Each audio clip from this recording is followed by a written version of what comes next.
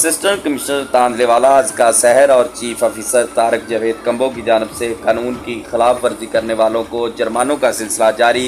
सरकारी कीमतों से ज़्यादा फ़रोख्त कबाड़खानों, अशिया खुर्दोनोश की दुकानों समेत पोलियो मुहिम का भी जायज़ा लिया गया। इस हवाला से मामू कांजन ऑफिस में साइलिन के मसाइल सुनते हुए अज़का सहर ने न्यूज़ होम टीवी से गुफ्तगू की है। आइए आपको लिए चलते हैं। इंक्रोचमेंट के हवाले से, ग्राम फरोशी के हवाले से और सफाई सुथराई बैंकिंग वगैरह के हवाले से मामू का क्या पैगाम देना चाहेंगे?